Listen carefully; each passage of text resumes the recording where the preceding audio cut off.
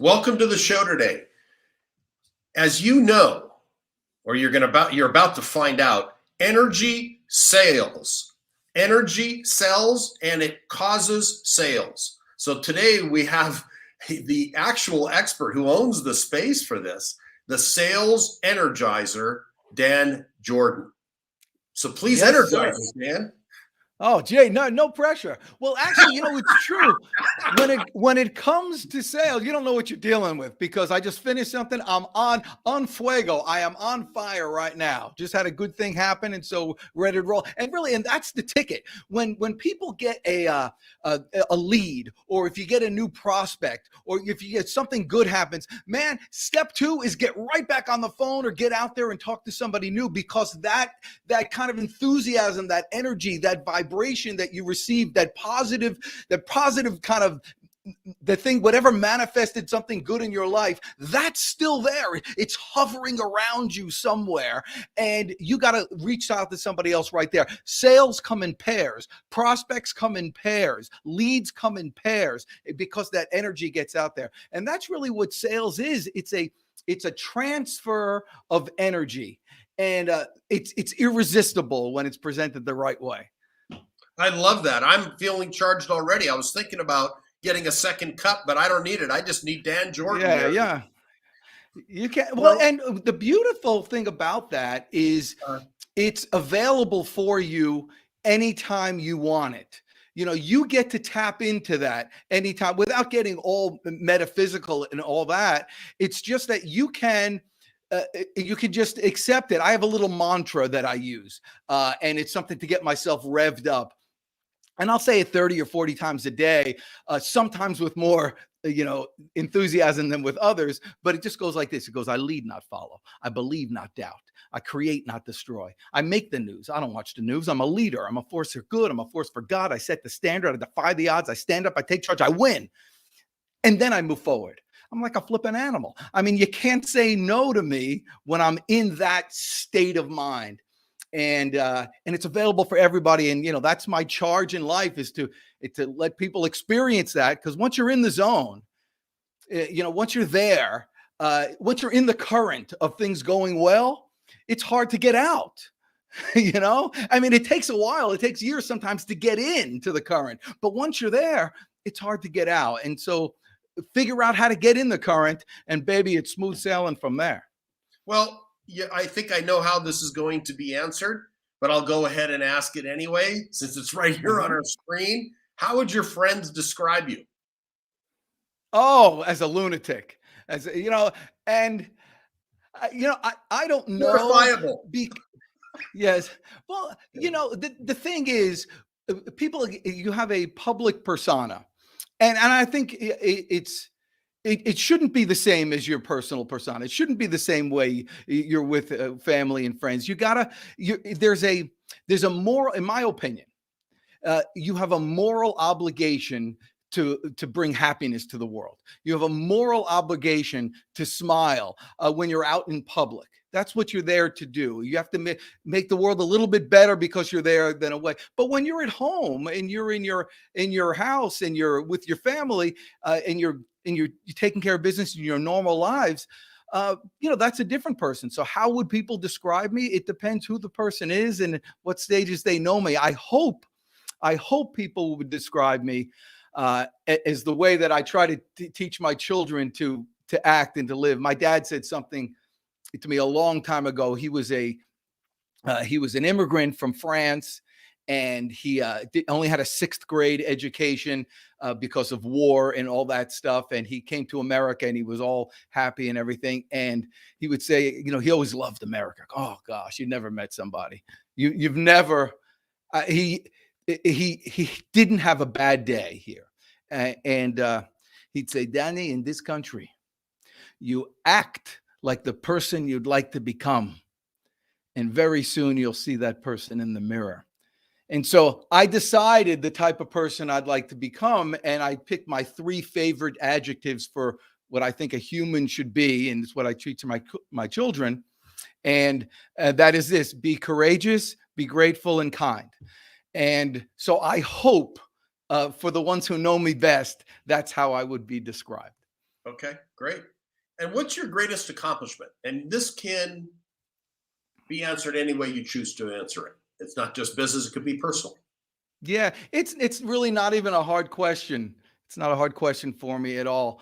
I had two great accomplishments. The first one was after 6 months of effort, my wife, my just a girl at the time, agreeing to go out with me on a date. And so it took 6 months. I asked her out every week for 6 months, 27 times. On the 27th time, she finally agreed to go out with me.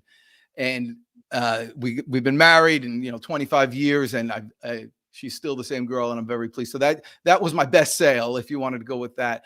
But if it was something I was really proud of, and that I reflect upon often, is that I had my first business when I was 18. I somehow wrangled college money, and instead of going to college, I bought a butcher shop in the next town over, and I turned it into a deli. And so I had a deli for 7 years and built it up and sold it. And I sold it. I was 25 years old. I sold it for $170,000. And I took all that money and I put it in an investment account or what have you. And that grew to a little bit. And then we started withdrawing from it. But that money paid for my dad, who I just told you earlier before, never had an education, certainly never had any savings. That money paid for my dad's retirement until he died. Wow. That was the money. So that would be it. That it works. It works. The whole system works. You get a business, you grow it, you get some money, you invest it, it grows, and then it serves you.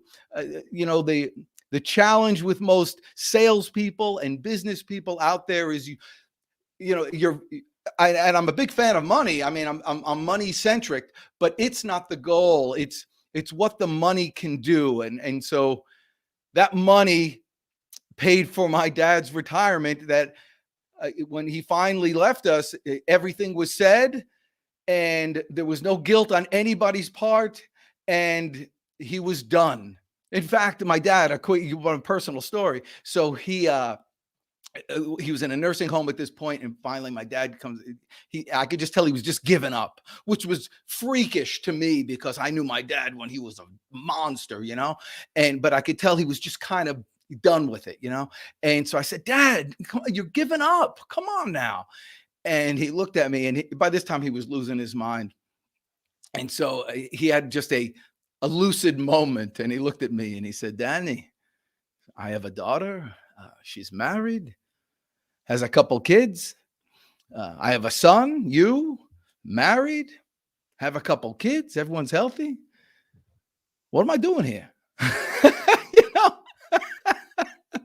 And I looked at him and I said, "Hey, you got a point." 3 months later, he was gone. But that's funny, but it's also quite informative. Yeah. It's revelatory. Like, wow, I've served my purpose. That's it. It was a successful life. Yes. I'm done. That's it. Time to check out. Time to move great. on. That's great. What do you wish you had known when you started out? Oh gosh, I guess it's the same thing everybody wishes, that you just know that it's all going to work out. That you just know. I just know, like, for instance, when I give, and I'm a big giver. That's my thing. If somebody called me, everybody gets 15 minutes of my time. If you want it set up, everybody gets 15 minutes. Everybody gets all my knowledge. Everybody gets all my contacts. I'm very accessible, and I make my contacts. I make everybody accessible. I give without expecting from you, the person I'm talking to right now. No expectation that I'm getting anything from you. But at this point in my life, at 56, I have 100% expectation that the universe is going to pay me back tenfold. I don't think it. I don't believe it. I know it. I'm part of that wave. I'm in the circle. I'm driving through the cloud of abundance. I know it's there. And if you know that a little earlier, you could probably save a lot of anxiety. No, it's very, very true. And what are you curious about right now? And again, total latitude in answering any way you choose to answer. Well, I'm curious about it. I'm a curious person, and so I am. This morning, I was contemplating. I can't figure out right now. We're being in a big health thing that's going on with a lot of viruses and stuff going on, and people very confident telling other people who are strangers to them, could be hundreds, could be thousands of miles away, what they should do with their body. And people think that somebody 1,000 miles away who's never met me, has never thought about, doesn't know my lifestyle, doesn't know anything, feels very confident in telling me what to do with my body. And people accept that. And I'm curious how that happens. How somebody who goes outside and feels the rain on their face could get into their car and listen to someone tell them that it's not raining and believe it. And so I just don't get it. Okay. So what's something you have failed at? Oh, I just You've got gray hair, so I know there's maybe more than one, but just pick one. I mean, it's every day. I don't even look at it as failing. I look at it as testing. I don't know. I don't know what failing is anymore. I got kicked out. I got banned from an office today. Like banned from an office. I'm not allowed to go into it. It was a company I was doing business with or whatever, but somebody else put through various things. Banned from. I don't know. Is that a failure? There's another office next door. I don't know. I missed an account today that I should have had. Okay. I don't consider it failing. I mean, failing. If you look, it's tough to get out of. If you're worried about failing, it's tough to get out of bed. Everything is a test and everything is a learning experience. And that's my perspective. That's my perspective as well. Yeah. I guess I do fail at, but for much shorter periods of time. Sometimes you get caught up in your head. Somebody does something wrong to you, or you did something wrong. There's a feeling of guilt or anxiety or frustration, or I call those obstacles that are just in the way, these type of negative emotions.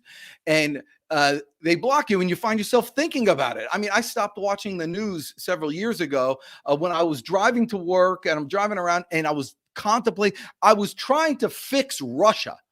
And then one day I'm like, what am I like, I'm going to fix Russia here in my car. I'm looking at some guy walk his dog, and here I am, fixing Russia. And so I resigned from being the general manager of the universe, and it saved my life. And so there are times you get caught up in that circle of kind of, fixing everybody else's problems.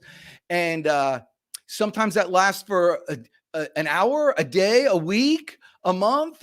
There's depression issues. It could last for even longer than that. And so I failed where those little circles have lasted too long. Right now, I have a process that I use when I find myself going down that road. I say cancel, and I have a vision in my head of an old-fashioned diver's helmet, where you'd go down into the ocean, those big helmets, they fill up with air, and inside there is just nothing but fresh air, clean air. The poison's all around, but right in my head is fresh air. And so I say cancel, and I put on my little cap, and it's clean and it's fresh. And that way, instead of things taking hours, days, weeks, and months, I can get it done in seconds. Well, I want to ask you my favorite question. And you have a little bit of latitude. If you could have coffee or a beverage with any historical figure that has passed. Has passed, has already died. Left. Well, I mean, as a Jewish guy, but as a believer, I'd like to meet Jesus. I mean, talk about a salesman. I mean, can you imagine? He's got like 2 billion customers. This guy can close. And so I would, very much like that. But I mean, that's an easy one. I mean, people would say that. I'd like to, meet Moses too. But if you're thinking about a contemporary, I would really love to meet Thomas Edison. And I think I think he'd be very interesting just to find out how that brain works and to hang out in that lab for a little bit and watch someone with, not only an almost inescapable, curious mind, but with discipline to keep trying and trying over and over that is almost inhuman. Got it. Okay. And who's been your most important professional mentor? And this person can be alive today. Right now, my guy is David Meltzer. I'm in love with this David Meltzer guy, and I'll get to work with him one day for sure. But I think his claim to fame is he lost $100 million and somehow got it back and maintained his relationship with his wife and children and all that stuff, which is really important. We've all gone through trials and tribulations where I think every entrepreneur that I know has lost it all once or twice. I myself had, start from zero several times, but I consider my major accomplishment in those things was keeping my wife and keeping together with that. My dad used to say he'd say, Danny, in this country, you can make 1,000 business mistakes. He says, America will give you another chance. But Danny, you make one or two bad personal mistakes, you pay for it for the rest of your life. Stay with the right woman. That's very good advice. If you go back and give your 18-year-old self one piece of advice, what would it be? Oh gosh, I've thought of this. I have thought of this, and how I envisioned it is I was walking in the woods, and I was seeing myself, my younger self, walk towards me, and so I had a couple of minutes to think what I would say to him to give him advice. So I've thought of this, and my answer has changed over the years, but it's always revolved around this kind of imagery. I always picture a kite flying, and if you have a kite and you're running with the wind, so the wind's behind you and you're running that way, the kite's just going to drive into the ground. It won't go into the air. But if you run against the wind and you have that resistance, you can soar.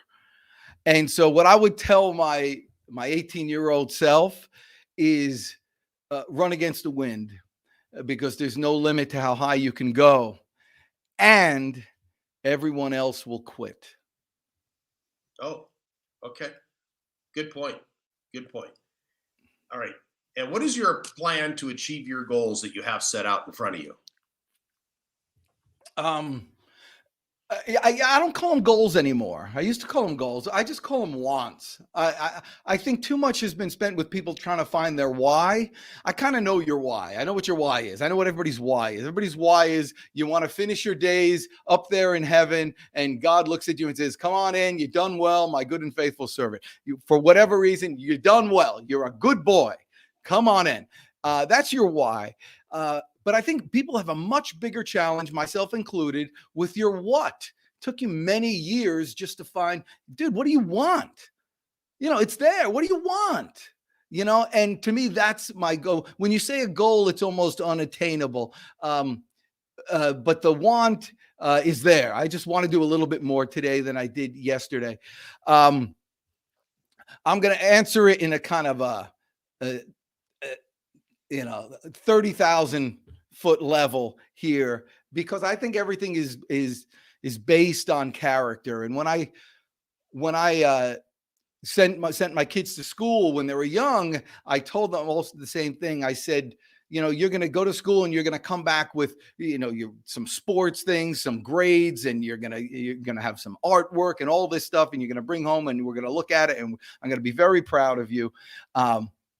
But the thing I want most is for your teacher to come to me and tell me that you did something nice for somebody else without expecting anything in return, because it's to build up that character.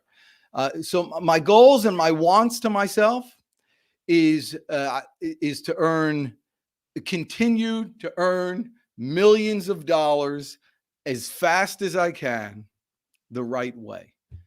Okay. And that wakes me up at 3:30 in the morning. That gets me out of bed at 0400 and starts the routine. Okay. And well, this is right in the area of a sales professional. How do you overcome a challenge life throws at you? You mentioned today you were banned from an office and you just took it off, but how do you typically handle that? Well, I really enjoy it. My son right now is going through an issue. He's starting a new business. He sold his old one. He's starting a new one, and it's not coming nearly as easily as it was. And he's always had it. He's always not had it easy. He's very, very hard worker, but customers were coming easier. But you're moving the boulder uphill for the first 3 months when you're starting something new. And it's really challenging him, and he's got some debt, and it's really kind of hard on him right now. And he lashes out usually at me, and not much so much, but he lashes out on people that he can. And that's a real obstacle for him right now. And while I'm there to console him and to encourage and to say what we need to do in the future, secretly, I'm kind of glad. I'm happy that he's going through this challenge. I know, because I know from what we talked about before that it will be overcome and it's going to be great. But through adversity, without pain, you can't grow. You can't become that person that you want to become without pain, without some adversity. So I'm grateful for it.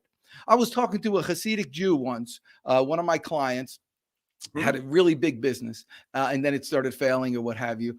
And I was talking to him, and it was like he lost a lot. I mean, like millions to owing money. I mean, really bad. Because it used to be, you start at zero, and then you can move your way up. Man, you can whistle right past zero these days, can't you? And you owe like millions before you can.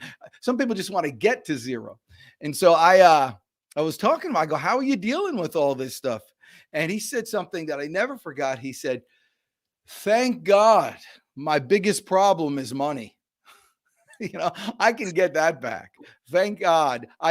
He actually thanks God that's his biggest problem. And I think that's the attitude. Okay.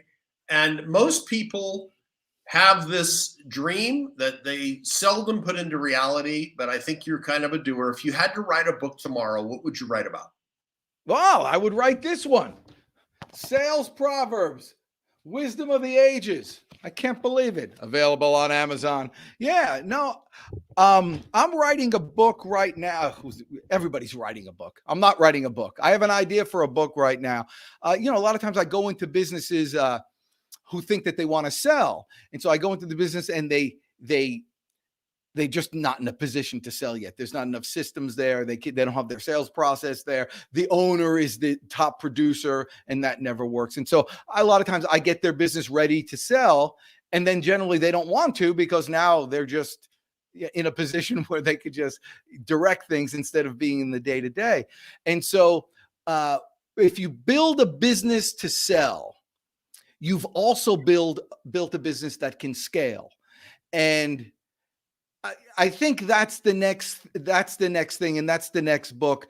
It's people go into business with the idea that they want to run a business. When you go into a business that you want to run, you in essence have a job. But if you go into business with the idea that you want to sell it, you inadvertently make it that it's scalable. And then when a monster client comes along, you can handle it and you can grow, and then you become saleable. That's a great point.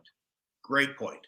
It's like creating systems, make it ready for sale. You probably worked very hard, harder than you had in the past or maybe should have, and now you do it, and then you may want to keep it for later. That's a great point. You're right. But the important system to build is the sales system. You need to have a self-functioning, highly profitable sales arm to your company that the owner doesn't need to be the top producer. And once you have because that's the hardest part. Once you have that whole thing there, that's what other people want to buy. There's a lot of people that can do business management and do operations. Not that I don't mean to be diminishing it. It's I can't do it. But there are a lot of people that can do that. They like that. They get into the weeds and they can make things more efficient, and they're terrific and well needed. But one of the first things that I learned is the definition of a business could be a lot of fancy things, but when I teach it at colleges, I always ask this question. I go, what's the definition of a business? And boy, can they recite something from a textbook. I tell you what, and they're all wrong. The answer is this. The definition of a business is having a customer. And the definition of a successful business or a saleable business is having a system to create customers and duplicate over and over again. Once you have that, baby, you write your own ticket. And salespeople individually, by the way, if I can go on a little rant here, need to be in business for themselves. If you are watching this right now and you're a salesperson, go out right now, stop your car, get on the internet, do it, start your own LLC or S Corp, or you need to incorporate now, even if you got nothing to put into it.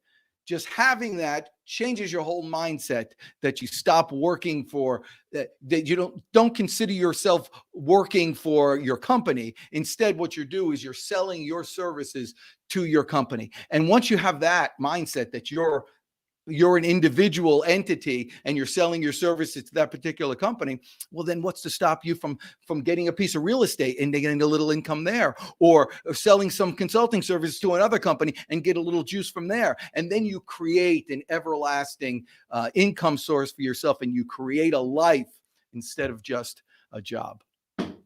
Okay. And what's the one question you wish I'd asked, and how would you have answered?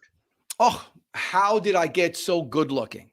I know they never ask that question, and I'm always waiting for it. I lost you. Okay. I lost your sound. Okay. So what is the one question you wish I'd asked you, and how would you have answered? Well, I guess now with all this knowledge and all this stuff, and you're so excited, what do you do? What can somebody do now to get a hold of you? Good question. This is what you need. I wrote a little handbook, which is life-changing. It's called the Superhuman Salesperson Handbook, and it's free to you. And I'm sure you'll put a link there somewhere. They could click that link and go ahead and fill that out and get it. Or you could just send me an email, dan@danjourdan.com. That's JOURDAN. And how can I support you, Dan? Oh, you already have. This is how you're going to support me. Give me a copy of this podcast that you're doing right now, and I'll use it to distribute it amongst all the social media. Okay. And how has your experience been with the show so far? Best show ever. Oh my gosh. I'll tell everybody about it. Oh my gosh. Kidding me? I mean, I don't know if I'll be able to sleep tonight. Oh my gosh. Oh my gosh. I'm stepping in it. Oh my gosh. What time do you go to sleep? Usually around midnight, and I get up at 6. Really? Isn't that funny? So I go to bed at 9, and I go to sleep at 9:01. And then I'm up at 4. So I think we sleep about the same amount of time, but I can't work that late at night. My brain stops working. That's highly impressive that you could stay that late and then wake up that early. Well, I don't know if it's good or not, but I must concede, I take a mid-afternoon power nap because that gives me a recharge. Oh, like Thomas Edison. Yes. Yeah, I like my idol. Oh, that's terrific. Yeah, I love and a 20-minute nap. Something like that, about 20 minutes. That's good. That makes you feel good. I love those power naps. And what would you say is your final word? My final word, potato chip. No, I don't know. So if you're asking, I'm a big fan of the sales industry. I think it's the best the only job. It's almost godlike. I mean, when I first had children, I'm thinking, I mean, this is just crazy. How does this work? You got one person over here, and there's nothing, and then there's something, and it's a human being, and it's kind of crazy, and it kind of looks a little bit like the mother, it looks a little bit like the father, and I'm like, it's almost magical. And if you're in sales, listen, you find somebody that needs something, and you have somebody that can provide something, and you put these two together and you create some juice in the middle that would not have happened had you not taken the effort to put those two things together. To me, that's just magical. And it's never endingly satisfying to be able to create something from nothing. It's one of the few jobs out there where someone can complete their life's mission and purpose by making things a little bit better because they were there. Oh, that's great. Well, you've been a great guest today, Dan. Certainly the energizer for sure. There's never a dull moment. You've had great answers, great responses. Yeah, talking about your looks, that's pretty funny. Can appreciate that. So thank you very much for attending. And I look forward. I will have you on the show again in the future for sure. And we will see you again very soon, Dan. Thank you so much.